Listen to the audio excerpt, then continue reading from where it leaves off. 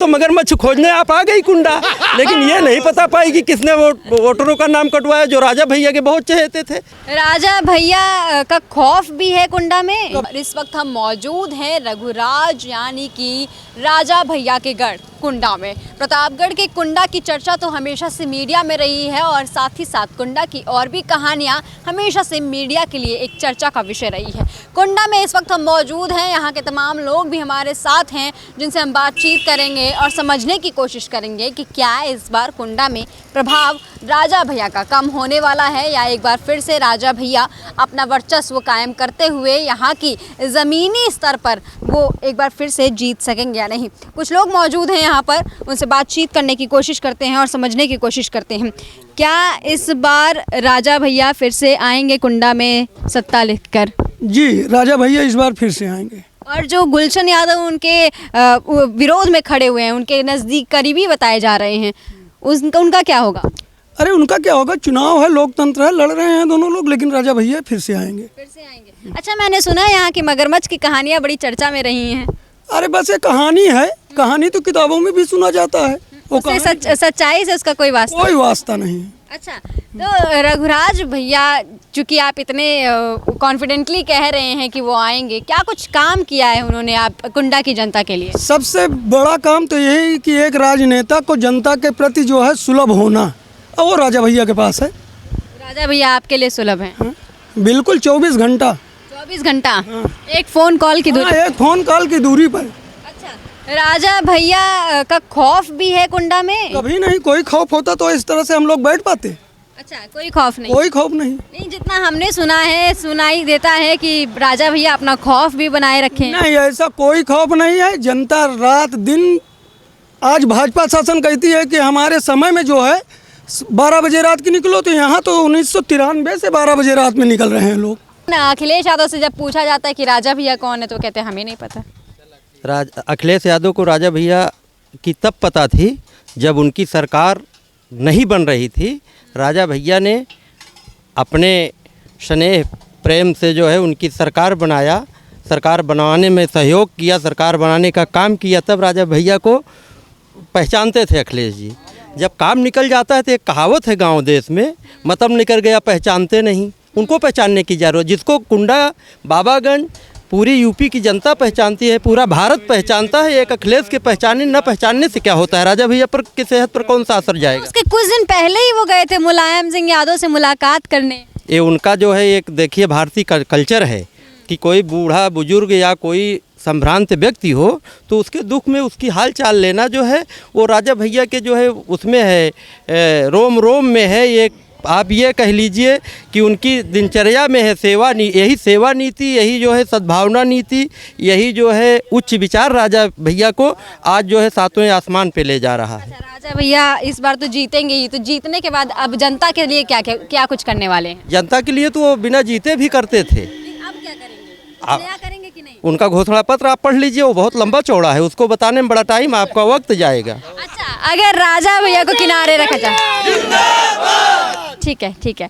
राजा भैया को अगर हम थोड़ा सा किनारे करते, तो सरकार, उत्तर प्रदेश सरकार की बात करते हैं, तो भाजपा के साथ जाना चाहेंगे या समाजवादी पार्टी के साथ जाना? सरकार चाहे जिसकी बने, सरकार चाहे जिसकी बने। राम को वनवास हुआ, वही वशिष्ठ जी जो है मुहूर्त विचारे थे कि राम को राज तिलक होगी, हो गया वनवास। वशिष्ठ का तब भी सहयोग था, योगदान था, और अब भी।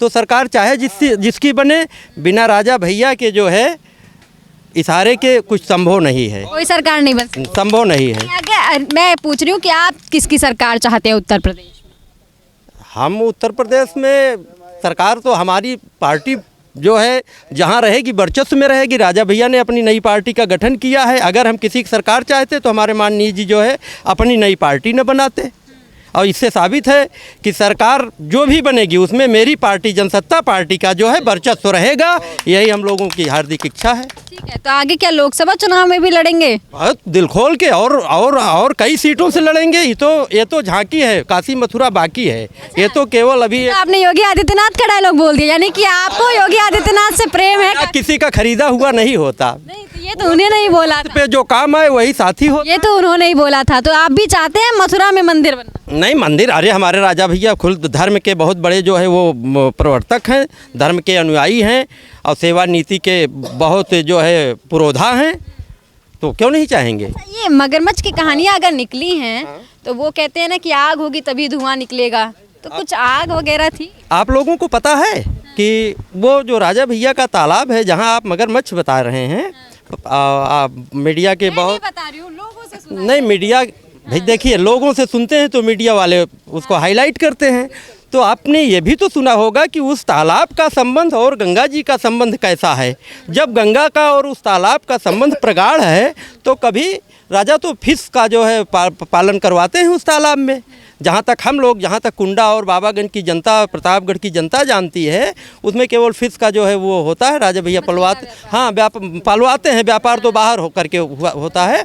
तो अगर उसमें आग थी ही नहीं तो धुआं कैसे उठ गया? बढ़िया मार्केट है ये। अगर यहाँ कोई पागल आ जाए, यहाँ कोई पागल आ जाए तो इसको कोई कहा नहीं जा सकता। हो सकता है कभी आया हो, उन लोगों ने देखा हो जिन्होंने जो है बताया है। ना तो राजा भैया इस बात पे कोई कमेंट किए हैं कि हमने मगरमच्छ देखा है, और ना यहाँ की जनता देखी है। कहा जाता है कुंडा में राजा भैया के खिलाफ कोई नहीं बोल सकता, ये कौन कहता है? ऐसा सुना है मैंने। राजा भैया खिलाफ कैसे आप बोलेंगे? खिलाफ किसके बोला जाता है? आप हमसे अच्छे से बात कर रहे हैं, हम आपसे खिलाफ बोलेंगे? संभव है? मैंने सुना है कि उनके खिलाफ डर के वजह से नहीं डर नहीं, इतना प्रेम है। राजा का इतना प्रेम है कि आपको याद होगा, आपको कभी याद होगा कि एक बार राजा का इलेक्शन जो है रिजेक्ट किया गया था, तो यहाँ की जनता कह रही थी कि कुंडा, वहाँ हम लोग लाल किले पे चढ़ के राजा को मतदान करेंगे। तो इसको आप क्या समझ? लाल किला दिल्ली में है, यहाँ नहीं है। यहाँ तो बूथ की बात है। यहाँ तो घर घर राजा तो परिवार के हमारे मुखिया हैं, मेंबर हैं।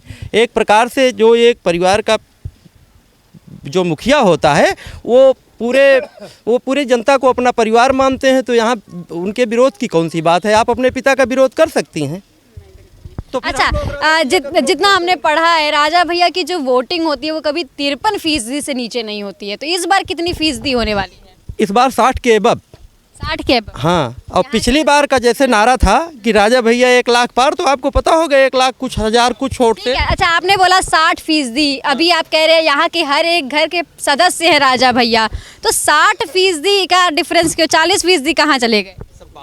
नहीं, बाहर उसमें देखिए, इस समय एक तो राजा भैया का नुकसान हो रहा है। आप लोगों को शायद ना पता हो, शिवरात्रि का मेला लगा हुआ है वहाँ, क्या छत्तीसगढ़ बिहार में कहाँ पड़ता है, झारखंड में। तो वहाँ कुछ लोग चले गए हैं, कुछ लोग रोजी रोटी से बाहर हैं, वो नहीं आ पाए हैं।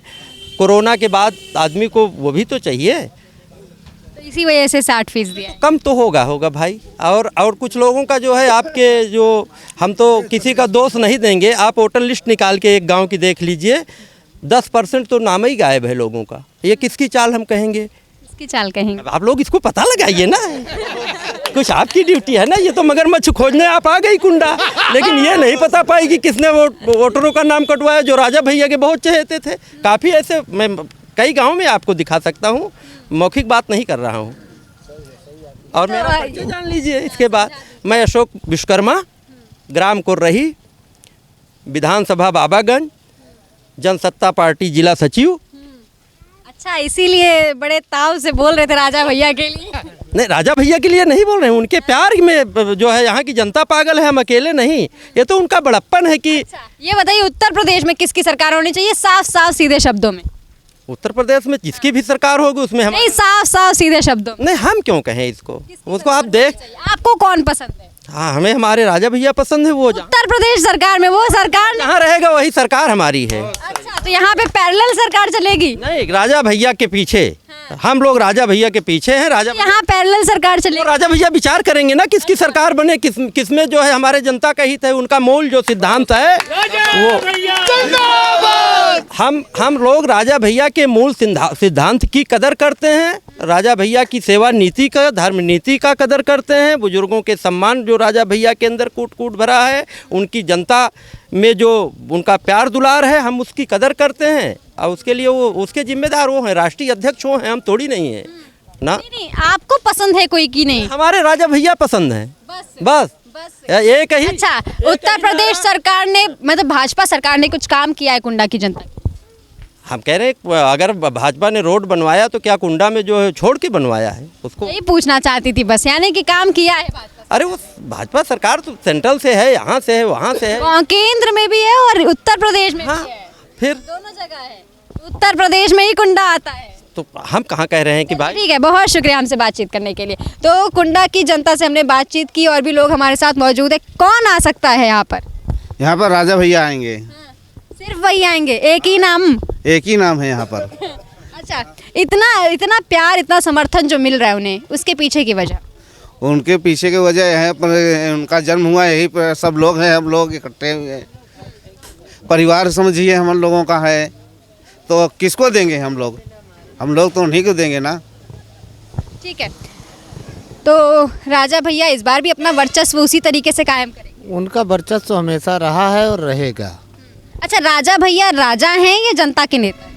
देखिए, रजवाड़ी खानदान से तो है ही हैं और जनता के स्नेह से भी राजा हैं।